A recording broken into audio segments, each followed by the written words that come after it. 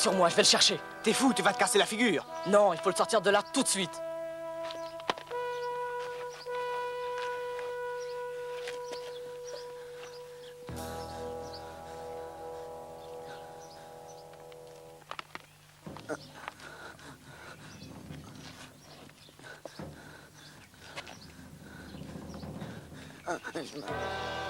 Ça va? Bouge pas. T'as rien de cassé? Je crois pas. Mais qu'est-ce que j'ai pris? J'ai l'impression que je pourrai plus jamais m'asseoir. Ne bouge pas. On va descendre en douceur.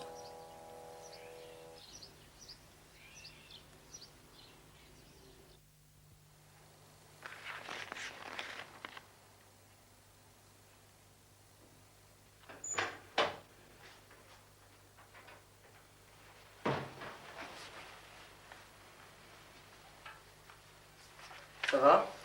Oh, ça va. À part que je m'embête comme un rat mort. Tu me connais, hein, l'inaction et moi. Qu'est-ce qu'il a dit, le toubib? Que j'en avais encore pour 8 ou 10 jours. C'est la barbe.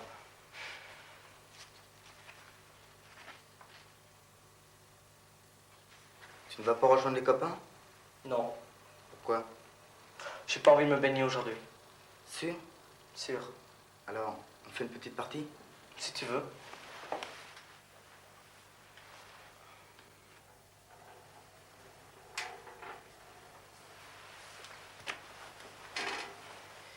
J'ai une revanche à prendre et je me laisserai pas posséder comme hier.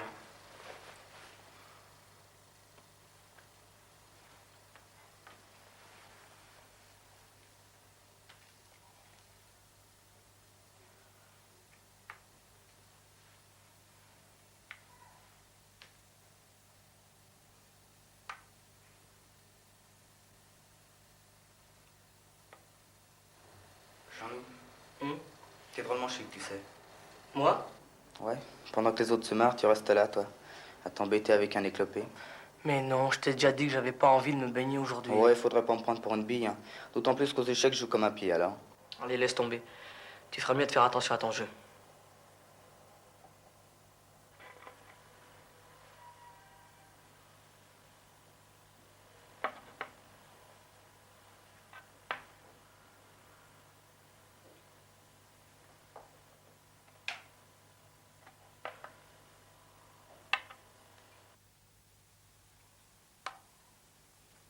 Quel jour on est au juste? Samedi, Non, la date.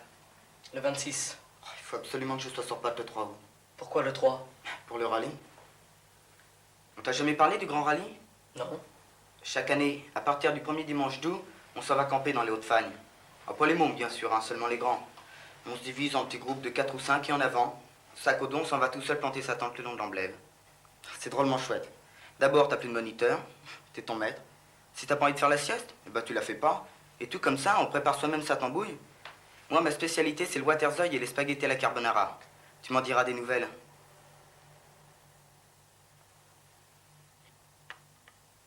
Tu sais allumer un feu sans allumette? Non. Je t'apprendrai. Tiens, échec à la reine. Et puis il y a le grand jeu. Et ça, c'est quelque chose, hein. Tous les ans, ça change. Ce coup-ci, ça va être une chasse au trésor. Et pour rien au monde, je voudrais manquer ça.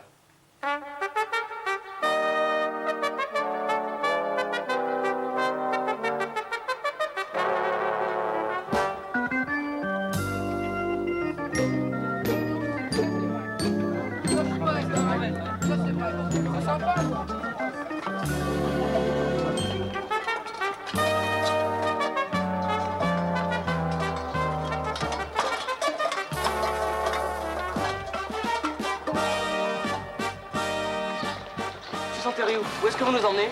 Chez Monsieur Carteret, c'est à 2 pas d'ici. Je connais, un vieux prof très sympa. Quel genre de balerne? Pas du tout, c'est un vrai crack. Il était douanier à une faculté autrefois.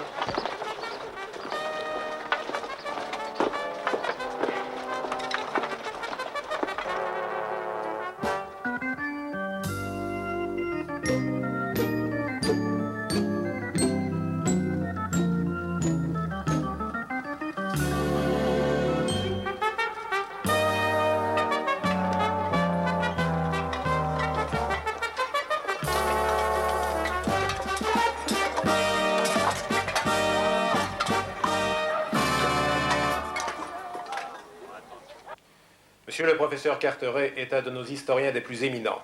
Il est connu du monde entier pour ses écrits sur le Moyen-Âge. Certains d'entre vous ont sûrement lu son Histoire des croisades ou son ouvrage sur les chevaliers de l'ordre du Temple. Mais monsieur Carteret a toujours été un grand ami des jeunes, et particulièrement de ceux du camp vert, dont il est, je vous le rappelle en passant, un des membres fondateurs. Cette année, c'est lui qui nous a donné l'idée de notre Granger. Vous savez déjà qu'il s'agit d'une course au trésor. Mais ce que vous ne savez pas, c'est que le trésor à la recherche duquel vous allez partir n'est pas cette fois un trésor pour rire, mais un vrai trésor. Chut. Mais je laisse au professeur le soin de vous expliquer lui-même les règles de ce jeu sans précédent. Tout est basé sur une découverte que j'ai faite il y a plus de 10 ans déjà. Je travaillais à ce moment-là à Mont-Philippe le Bel, quand j'ai mis la main, tout à fait par hasard, sur un étonnant manuscrit inséré dans un vieux grimoire.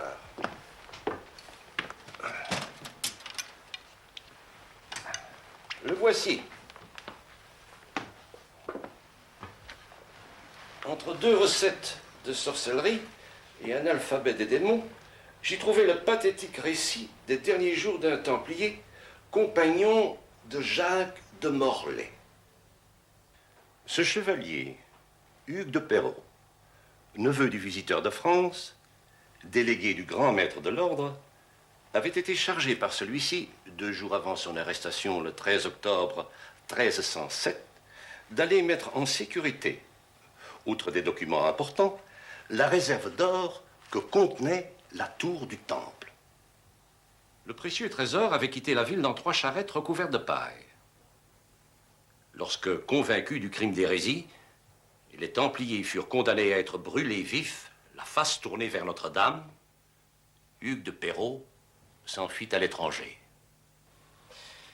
Ayant perdu tous ses compagnons, il erra comme une âme en peine d'un bout à l'autre de l'Europe et finit par mourir en Angleterre quelques années plus tard d'une terrible maladie. Il était seul à connaître la cachette du trésor des Templiers, mais il n'emporta pas cependant son secret dans sa tombe.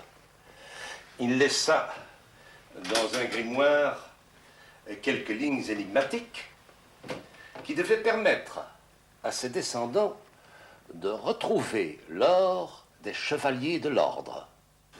Ce document, je l'ai déchiffré, mais le problème reste entier. Je ne suis jamais arrivé à interpréter convenablement le sens du cryptogramme. Quand j'ai pris ma retraite, je me suis livré à de longues et patientes recherches. Toutes se sont avérées infructueuses. Abusé par certains mots du vieux livre, Rubicon par exemple, j'ai parcouru la Grèce, la France, l'Italie, toujours sans succès. J'ai pensé alors qu'il ne fallait peut-être pas chercher si loin. En Belgique aussi, il y a un Rubicon, affluent de l'Amblève. C'est en parcourant les bords de ce satané ruisseau que je me suis cassé la jambe la saison dernière.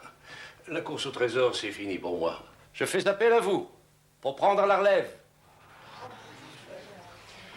Chacun de vous va recevoir une traduction du grimoire.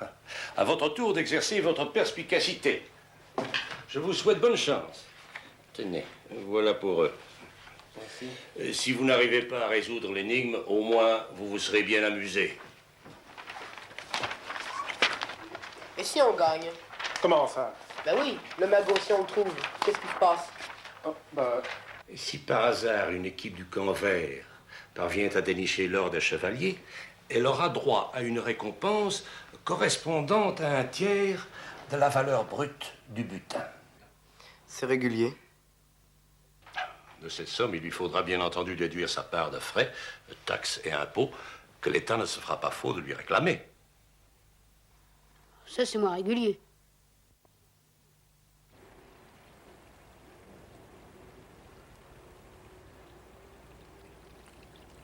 Bon sang de mille pétards. Tu y comprends quelque chose, toi? Rien du tout. Et toi? Moins que rien. Ouais, si on continue à discuter autour de ce pape-là, on sera là encore à la tombée de la nuit. Il vaut mieux passer à l'action. Quand on sera sur place, je suis sûr qu'on y verra plus clair. Tout à fait d'accord. Bon, on va se séparer en 3 groupes. Jimmy, tu prendras le commandement du premier, Panlois du second et moi du troisième. Allez, choisissez vos équipiers. Moi, je prends avec moi Biloc, Lustucru et le nouveau.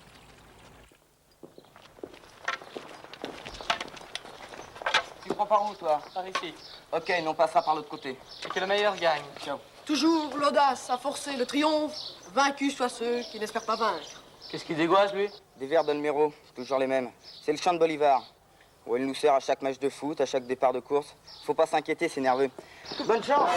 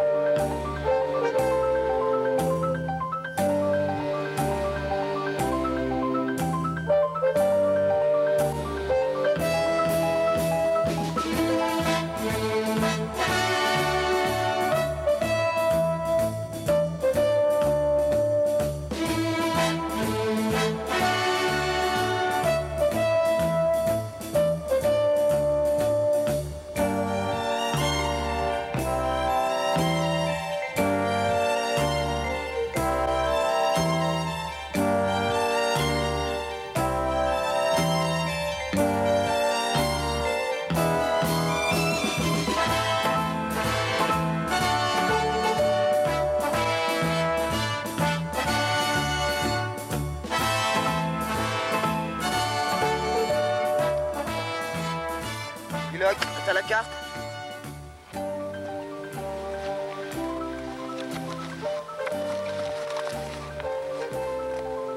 Eh, pourquoi on t'appelle comme ça, Biloc? Parce que je suis né à Gand, près de l'abbaye de Biloc. Tu connais pas? Non. T'as tort, y a rien de plus beau.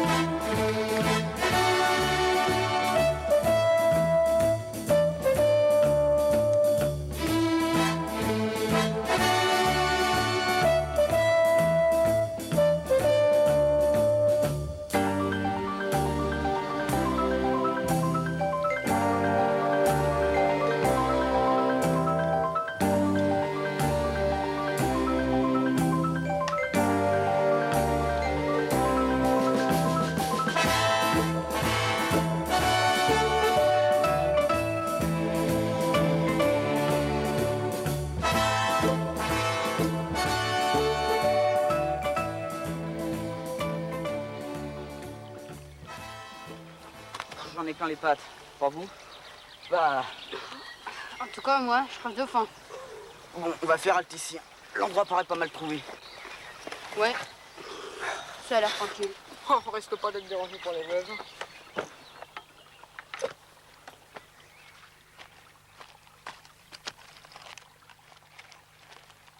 Où est Biloc? Au village chercher du pain.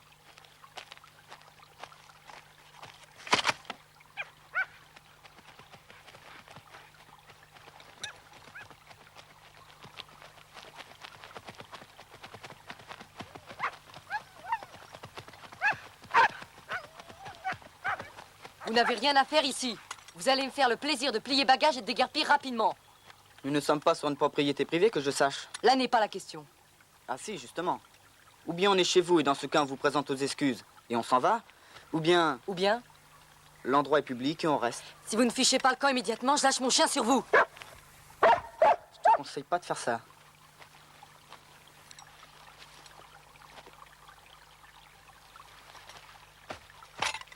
Soyez chic. Nous avons fait ici notre manège. Vous pourriez aller ailleurs. Il y a des terrains de camping un peu plus bas, tout aussi agréables. Nous sommes prêts à vous aider à transporter votre matériel. Inutile. On est là, on n'en bougera pas. Pourquoi s'entêter? Vous ne s'entête pas? On a nos raisons, c'est tout. Vos raisons, je les connais. Vous êtes du camp vert, n'est-ce pas? Oui. Et vous êtes à la recherche de l'ordre des Templiers. Et alors? Nous aussi. Depuis un mois, à cheval, nous battons la région dans tous les sens. Aujourd'hui que nous avons découvert un début de piste, c'est pas pour nous en voir frustrés par le premier venu. Pour la dernière fois, partez. Non! Vous l'aurez voulu. Franz! Oh! Ringo! Attaque!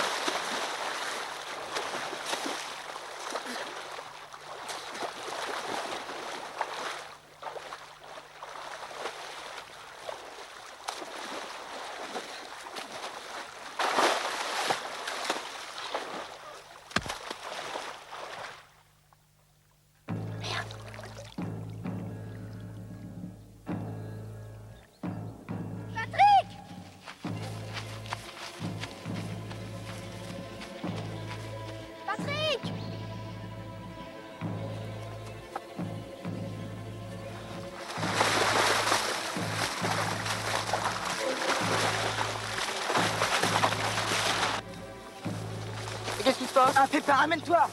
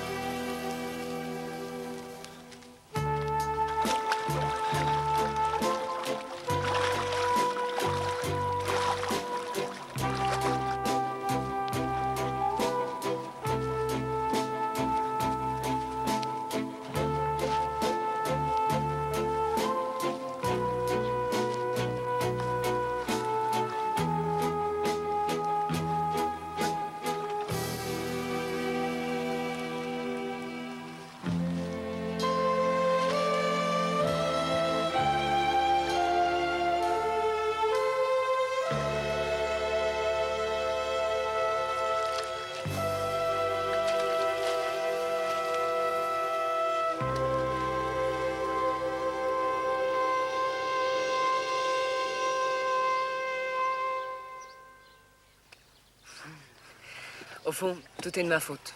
Cette querelle idiote, je me suis emporté. Veuillez m'excuser. Oh, c'est déjà oublié. Alors, copain? Copain. Copain, rien de tel qu'un bon échange de coups de poing pour lier une amitié. Albo lapio notare diem. Qu'est-ce que ça veut dire, ça? Qu'il faut marquer ce jour par une pierre blanche. C'est le professeur Carteret qui m'a appris le grec et le latin. Je le connais depuis toujours. C'est le plus vieil ami de mon père. Son histoire des Templiers, c'est à moi qu'il en a parlé le premier. Et l'année dernière, j'ai passé une partie de mes vacances à l'aider dans ses recherches. Et vous avez trouvé quelque chose? Non.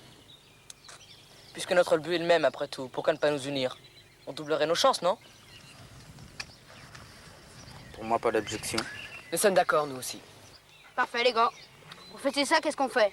On fume le calumet de la paix ou on boit un coup? Qu'est-ce que c'est? Du coq, t'en veux? Ouais.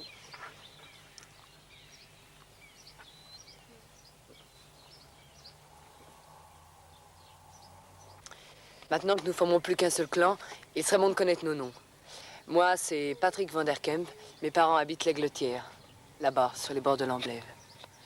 Lui, c'est Franz Meyerndorf. Il est allemand et habite Berlin. Il passe chaque année ses vacances en Belgique. Et voici notre Marion des Neiges, une Canadienne 100% née au nord du Québec. Son vrai nom, c'est Marion Nouligan. Jean-Loup Grandier, de Paris. Moi, c'est Bruno Lapointe. Moi, je suis de Gand. Je m'appelle Powells. Gérard Powells. Pilote. Et moi, Alain. Mon nom de famille, c'est Malo.